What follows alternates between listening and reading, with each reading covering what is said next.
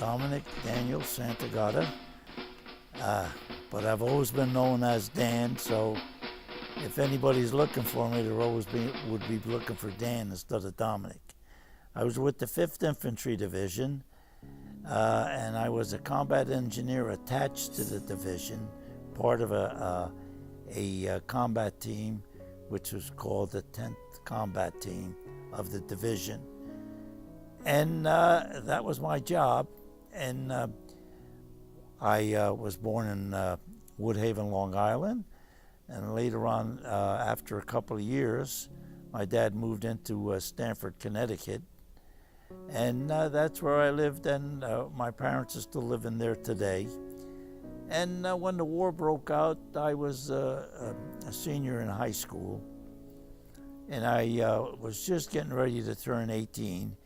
And so all the fellas were being drafted. So what I did was I decided that I was going to volunteer.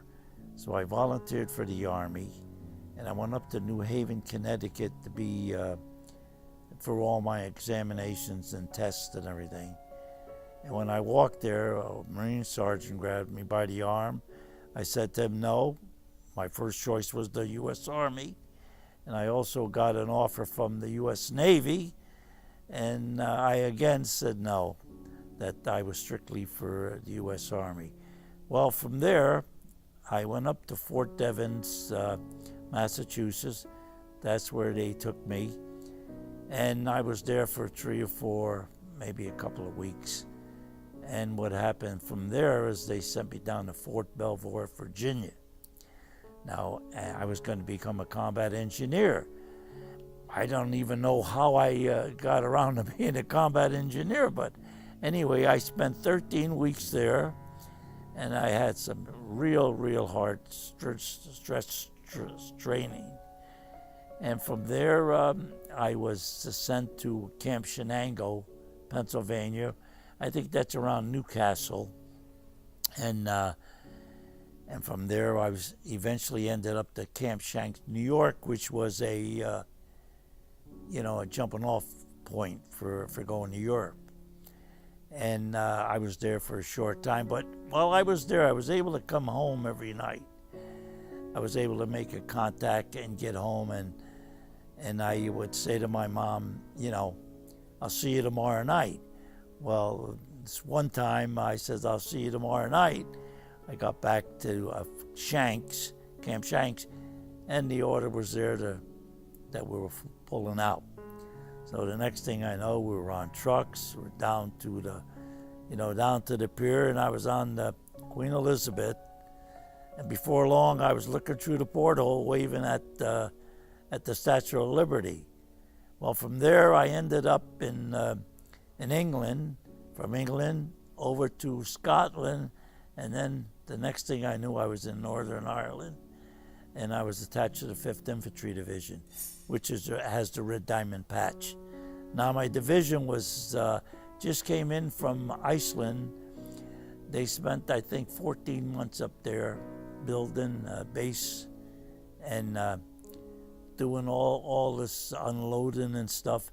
And I think the reason for that was because President Roosevelt had said he was concerned about the Germans maybe picking up Iceland and from there trying to hit the States. And then what happened there, they were there for 14 months. Then they came into to England. They came into Tidworth, and the next thing they knew, they were back they ended up in Northern Ireland. And they were so happy to see trees, instead of just ice and snow. But we trained there for 9 months.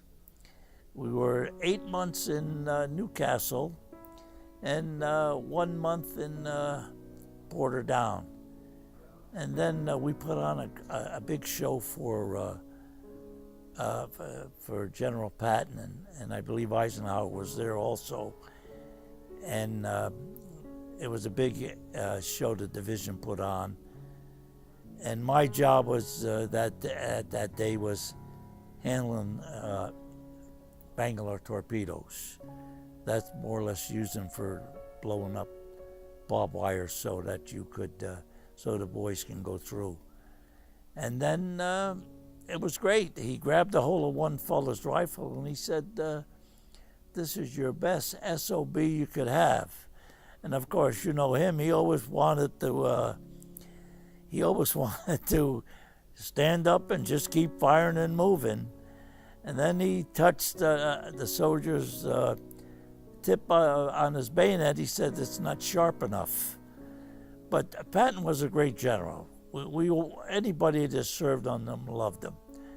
And then from there, we trained and trained and trained hard. We trained in all kinds of demolition because that's what our job was. And we ended up eventually going off into France. We didn't make D-Day, but it was maybe a few weeks, 2 weeks, maybe 3 weeks after that. And when we got there, we were attached to the First Army in the beginning. And then for a short time, in the minute that General Patton came in with the Third Army, we went with them, and we stayed with them right up until the date of the war had ended.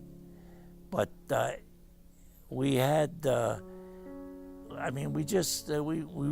made a lot of river crossings. We made 26 river crossings, and we had a great bunch of fellas there, and it was just a great thing, you know. It was a lot of comrades and everything, but then we traveled from one place to another, and we were just kept moving all the time, and we ended up in Paris, and in Paris we were supposed to, they said that we were going to be part of the liberation, but the next thing you know, we were told we weren't, and we ended up in Reims, which was great because that was a champagne city of the world. But from there we traveled on. We went to different places, and we did a lot of fighting. We took a lot of prisoners, and we ended up in Metz, and that's where we had those forts. And we were in Fort Durant that fort we really never really captured it. It was so fortified, it was unbelievable. And we were blowing doors off of it was all underground fighting, and we kept blowing the steel doors off. And when the explosion would go off, then you would get the fumes from the explosions and everything. And you'd have to wear your gas mask. But they had a big moat all around the fort, and the tanks couldn't get up close enough, you know. They couldn't go over through the thing, but they would go up and fire point blank at the fort, and the shells would bounce off. And the concrete was so thick, it was unbelievable. But I think I walked over dead soldiers going in there, and I walked over dead soldiers coming out.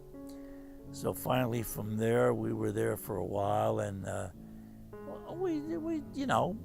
we just kept fighting, and Metz, I remember that the Germans there was house-to-house fighting, and the Germans, and the Americans were talking to the Germans to give themselves up, you know.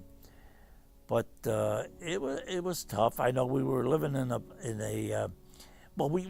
anytime we could get to go in a house, we'd go and stay there instead of being outside.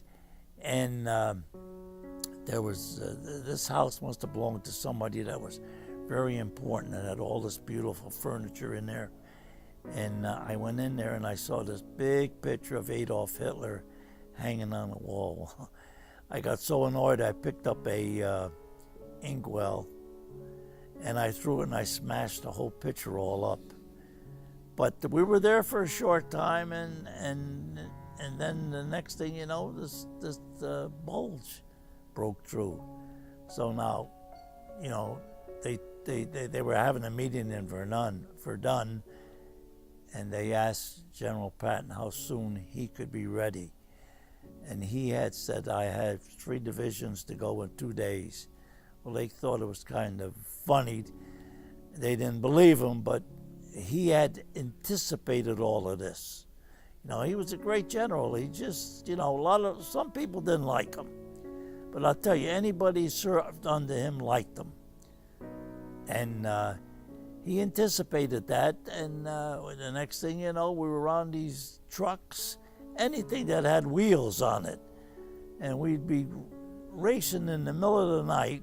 We didn't know where the hell we were going, and we didn't know who was on the other side of the fence or anything.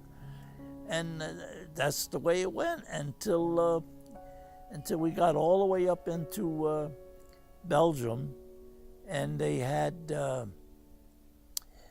and the 4th Armored Division had punched a hole into the, into the Germans' lines and was able to go in.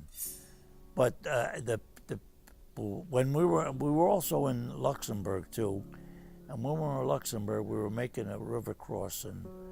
I think it was, I forgot the name of the river now.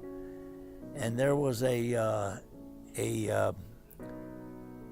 good friend of mine that came from Chicago. He was, his name was Don Lickis, and he was a great friend of mine. And he was on the bank, and he got killed right there when we were taking the boys across in the river in the assault boats.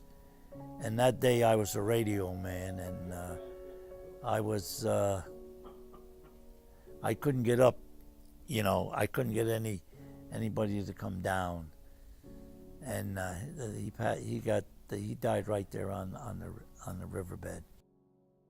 By the time the war was over, we ended up into Czechoslovakia, and when we were there, the funny part about it is that we were in the town there, and they had a brewery in there. And I was with the guys, a lot of the guys were, from the South, Kentucky, Carolinas, and they all loved to drink all the time, So we had a brewery there, and they were sitting there, that was right up their alley.